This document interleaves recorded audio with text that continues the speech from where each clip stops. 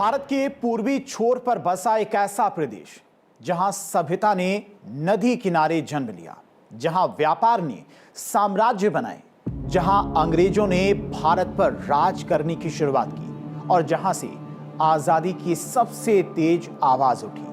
ये कहानी है पश्चिम बंगाल की।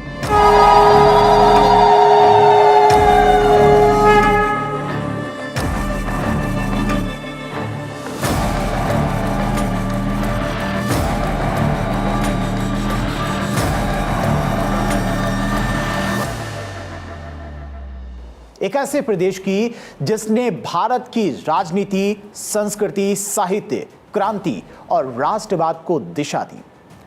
नमस्कार, भारत 24 पर इतिहास गवाह देख रहे हैं आप और मैं हूं आपके साथ धीरेन्द्र अवस्थी। आज के इस विशेष एपिसोड में हम जानेंगे बंगाल की प्राचीन सभ्यता, मुस्लिम शासन, अंग्रेजों का अपमान, बंगाल विभाजन और स्वतंत्रता आंदोलन और आखिर कैसे बना आज का पश्चिम बंगाल। आज जिस क्षेत्र को हम पश्चिम बंगाल कहते हैं, वहां हजारों साल पहले वंग या बंग नाम से जाना जाता था।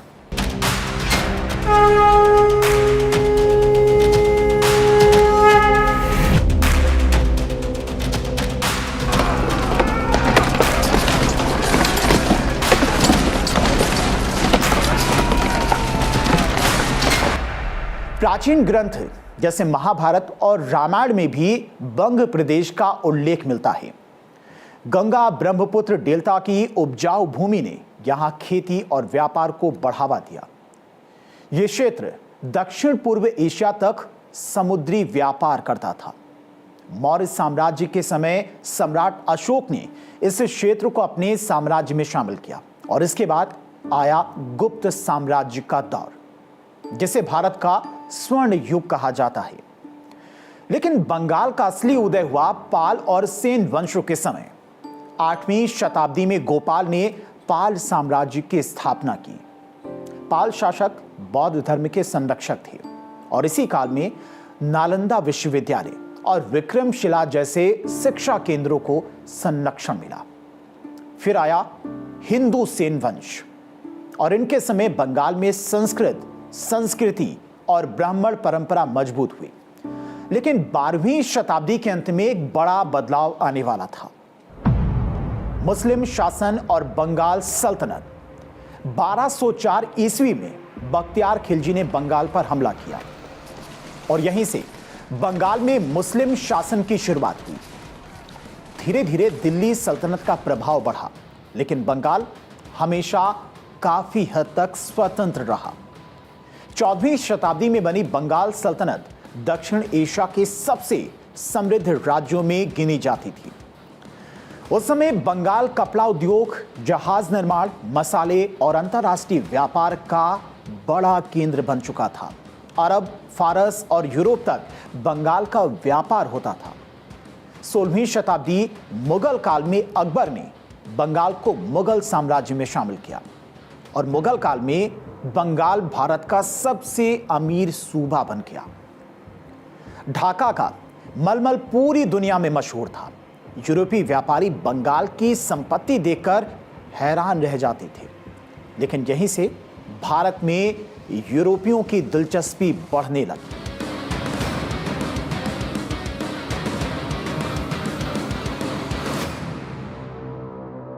अब अंग्रेजों का आगमन होता है। 1600 में बनी ईस्ट इंडिया कंपनी भारत में व्यापार करने आई। धीरे धीरे अंग्रेजों ने बंगाल में अपने व्यापारिक केंद्र बनाए और 1690 में जॉब चार्नोक ने कोलकाता की नींव रखी, जब किसी ने नहीं सोचा था कि यही शहर आगे चलकर ब्रिटिश भारत की राजधानी बनेगा। कंपनी ने मुख्य रूप से व्यापार के लिए बंगाल में कदम रखा और हुगली, कासिम बाजार, पटना, राजमहल में कारखाने स्थापित किए गए। फिर 1691 में नवाब इब्राहिम खान ने 3000 रुपए वार्षिक के बदले कंपनी को सीमा शुल्क से मुक्त कर दिया था। बाद में 1717 में मुगल सम्राट फर्रुखसियर ने एक और फरमान जारी कर कंपनी को कर मुक्त व्यापार के लिए विशेष अधिकार दिए। फिर सिराजुद्दौला बनाम अंग्रेजों की लड़ाई हुई। 1956 में बंगाल के नवाब बने सिराजुद्दौला। उन्होंने अंग्रेजों की बढ़ती ताकत को रोकने की कोशिश की, लेकिन अंग्रेजों ने विश्वासघात का सहारा लिया। सिराजुद्दौला बंगाल के अंतिम स्वतंत्र नवाब थे, जिनका अंग्रेजों के साथ संघर्ष भारत में ब्रिटिश उपनिवेशिक शासन की शुरुआत का कारण बना। सिराजुद्दौला ने अंग्रेजों के द्वारा भारतीय माल पर भारी कर लगाने और अपनी अनुमति के बिना कोलकाता में किलेबंदी करने की अपनी संप्रभुता के लिए खतरा माना। कंपनी के अधिकारी निजी व्यापार में मुफ्त व्यापार पास का दुरुपयोग कर रहे थे, जिससे नवाबों को राजस्व का भारी नुकसान हो रहा था। इन कारणों से क्रोधित होकर सिराजुद्दौला ने मई 1756 में अंग्रेजों पर हमला किया और 20 जून 1756 को कासिम बाजार और फोर्ट विलियम पर कब्जा कर लिया। कहा जाता कि नवाब ने कोलकाता की फोर्ट विलियम पर कब्जा करने के बाद अंग्रेजों को एक छोटी कोठरी में बंद कर दिया था, जिससे कई की मौत भी हो गई थी।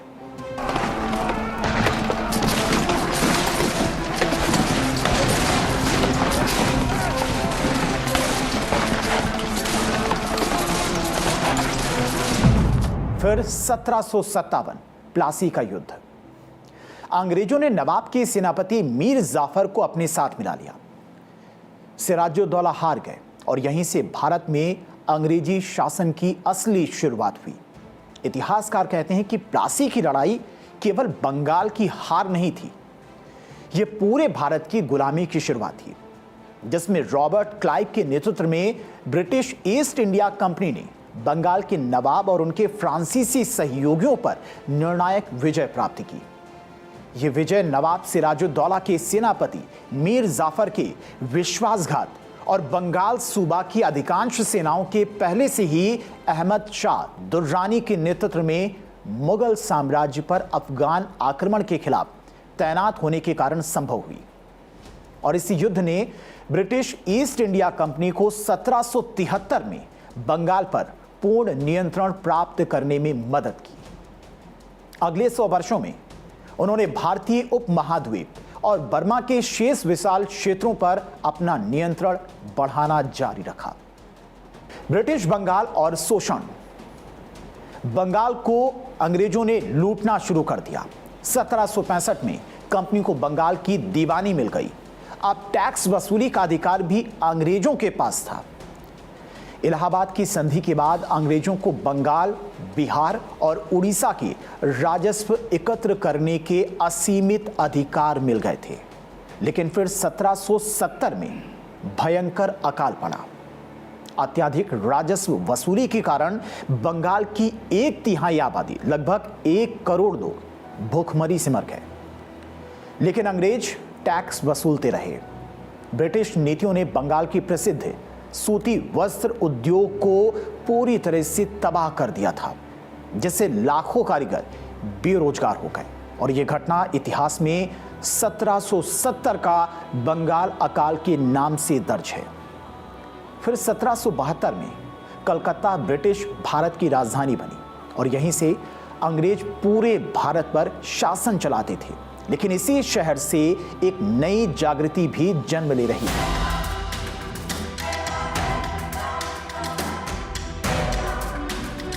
बंगाल का पुनर्जागरण।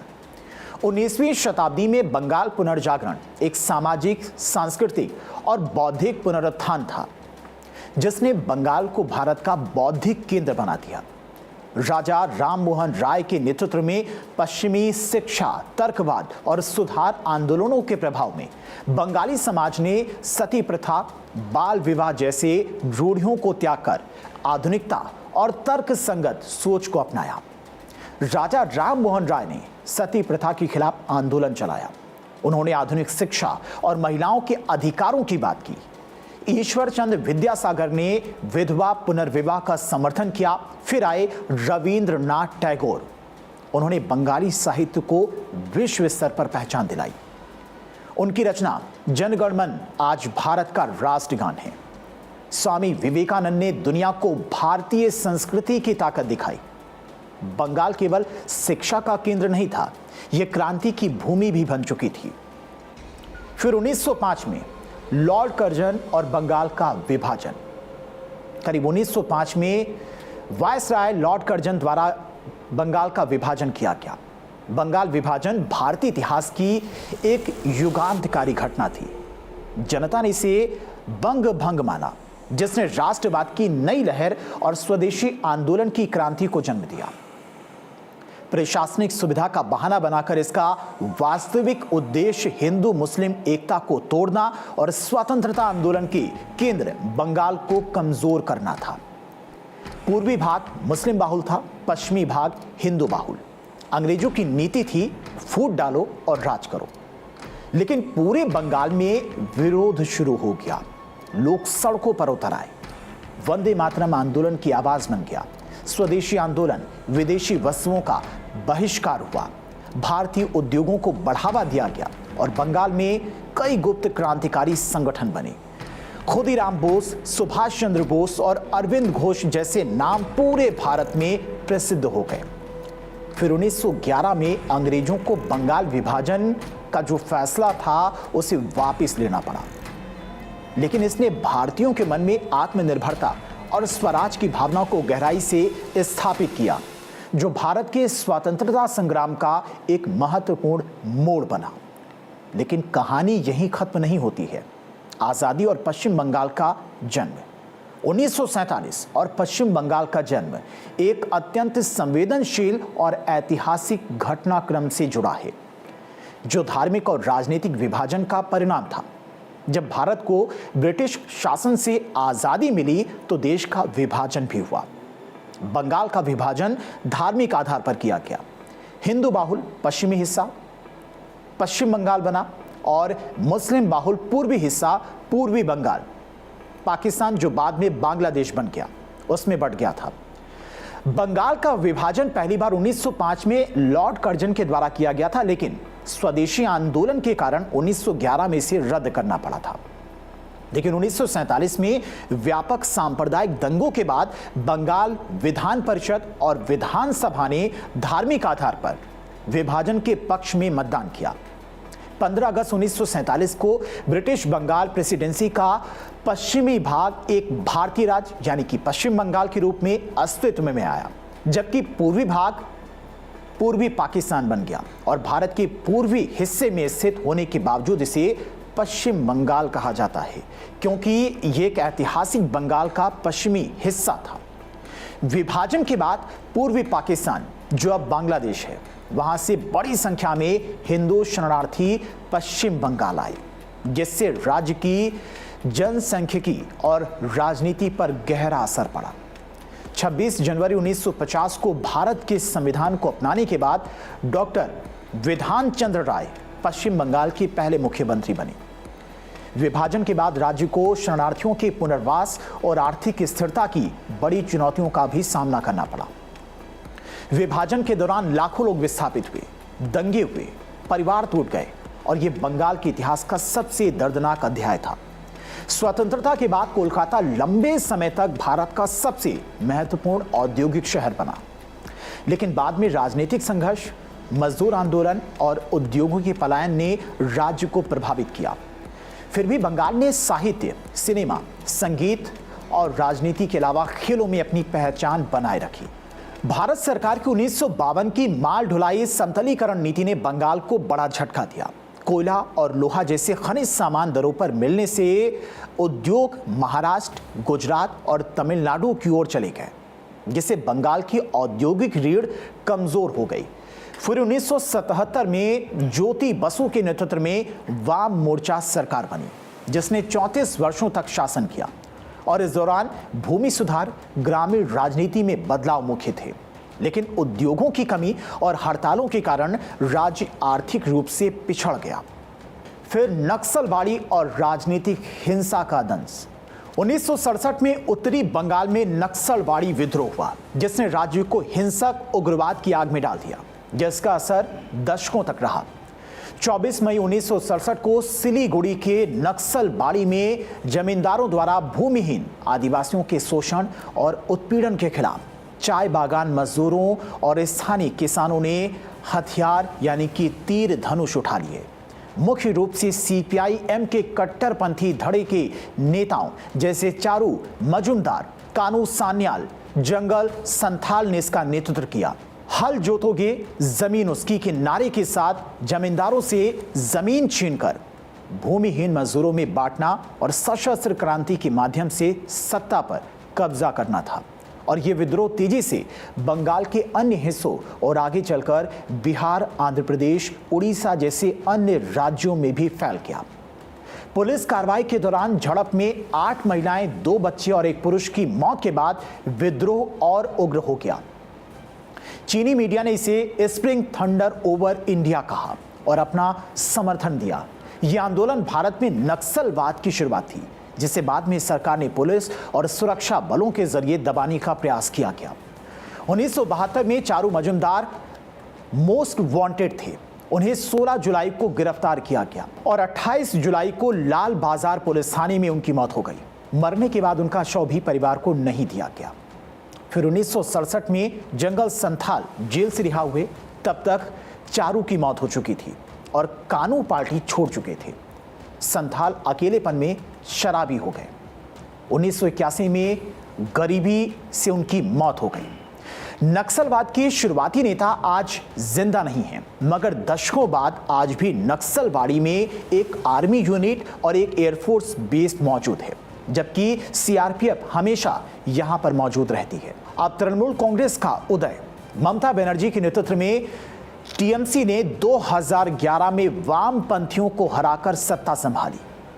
उन्होंने बुनियादी ढांचे, ग्रामीण सड़कों और कन्याश्री जैसी सामाजिक योजनाओं पर ध्यान केंद्रित किया। 2026 तक राज्य में तीव्र राजनीतिक प्रतिस्पर्धा और राष्ट्रवादी विमर्श का दौर रहा। पश्चिम बंगाल केवल एक राज्य नहीं, ये विचारों की भूमि है। ये वो धरती है जहां पर क्रांति भी हुई, कविता भी लिखी गई और आज़ादी की आवाज़ भी उठी। प्लासी की हार से लेकर स्वतंत्रता की लड़ाई तक बंगाल ने भारत के इतिहास को दिशा दी और इसीलिए इतिहास गवाह है, अगर बंगाल ना होता तो भारत का इतिहास शायद कुछ और होता। ममता बनर्जी ने कांग्रेस पार्टी के भीतर मतभेदों के बाद 1 जनवरी 1988 को तृणमूल कांग्रेस की स्थापना की थी। उन्होंने इसे भारतीय राष्ट्रीय कांग्रेस से अलग होकर एक स्वतंत्र मंच के रूप में बनाया। इसका चुनावी चिन्ह घास से निकलती हुई 2 हरी कोपलें हैं, जो ममता बनर्जी द्वारा ही बनाया गया था और यह सद्भाव, एकता और धर्मनिरपेक्षता का प्रतीक है। स्थापना के बाद पार्टी ने तेजी से खुद को पश्चिम बंगाल में सीपीआई-एम के मुख्य प्रतिद्वंदी के रूप में स्थापित किया। 2001 में यह पश्चिम बंगाल में एक प्रमुख विपक्षी दल के रूप में उभरी और विधानसभा चुनाव में 60 सीटें जीती। फिर इसके बाद सिंगूर नंदीग्राम आंदोलन शुरू हो गया। टीएमसी ने जबरन भूमि अधिग्रहण के खिलाफ सिंगूर और नंदीग्राम में ऐतिहासिक आंदोलन का नेतृत्व किया, जिससे ममता बनर्जी की लोकप्रियता में भारी इजाफा हुआ। फिर 2011 की विधानसभा चुनाव में टीएमसी ने कांग्रेस के साथ गठबंधन में 184 सीटें जीतकर पश्चिम बंगाल में 34 वर्षों के वामपंथी शासन का अंत किया। ममता बनर्जी पहली बार महिला मुख्यमंत्री बनी।